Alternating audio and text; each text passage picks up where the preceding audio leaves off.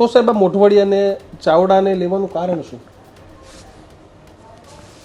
અર્જુનભાઈ, હું ફરીથી કહું, ગુજરાતના કોંગ્રેસના હોય કે બીજેપીના કાર્યકર્તાઓ, જુઓ બીજેપીના તમામ કાર્યકર્તાઓને જેટલા પણ લીધા ને, અને એમાં મંત્રી બન્યા ક્યારે કોઈ ગમ્યા નથી, આ પાક્કું છે, એમાં કોઈ ડાઉટ જ નથી. બીજેપીના કાર્યકર્તાઓ વેટ કરતા હશે, પણ તમે બીજેપીના કોઈ પણ કાર્યકર્તાઓને અર્જુનભાઈ વિશે પૂછશો તો એ ક્યારે નકારાત્મક જવાબ નહીં આપે. એ કહેશે કે આવો વ્યક્તિ જોઈએ.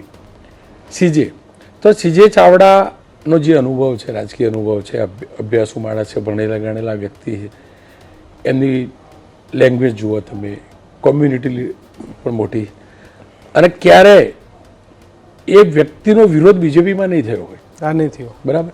તો એ ખરેખર જે દૂધમાં સાકર જેવી વાત છે ને, બંને દૂધમાં સાકરની જેમ છે, કોઈને કાચની જેમ ખૂચ્યા નથી.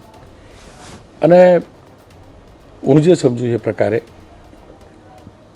એ ગયા હશે બીજેપીમાં, એ આવ્યા હશે એટલે બીજેપીએ સમાવેશ કર્યો હશે. યસ, કારણ કે બીજેપીને જરૂર નહોતી પણ સમાવેશ કર્યો હશે. અને એ કદાચ એટલે સમાવેશ કર્યો કે સામે 2024 લોકસભા આવતી હતી, પેલી 5 લાખમાંથી 5 લાખ દરેક બેઠક ઉપર 5 લાખની લીડ મેળવી હતી, એટલે એમને સામેલ કર્યા છે. પણ એ ક્યારેક ખૂચ્યા નથી.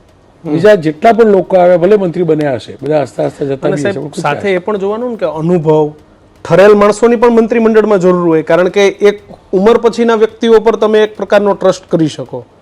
એટલે ઠરેલતા, રાજકારણનો અનુભવ, પછી અત્યારે પહેલેથી નીકળતા, બીજું ગૃહ ચલાવવાનું જે મેનેજમેન્ટ, ઠીક છે અત્યારે વિપક્ષ નબળો છે, પણ તમે જે રીતે કીધું કે ભાઈ રૂપાણી સરકાર વખતે સામે સાહેબ 80 હતા, તો ત્યારે ગૃહને પણ કેવી રીતે મેનેજ કરવું એક સૌથી મોટો ટાસ્ક હતો. અત્યારે ભલે એ નથી, પણ જ્યારે સત્ર ચાલતું હોય ત્યારે સરકારના સારા મેસેજ જાય, સરકારના કાર્યોના સારા મેસેજ જાય, એટલા માટે અનુભવીની પણ જરૂર છે.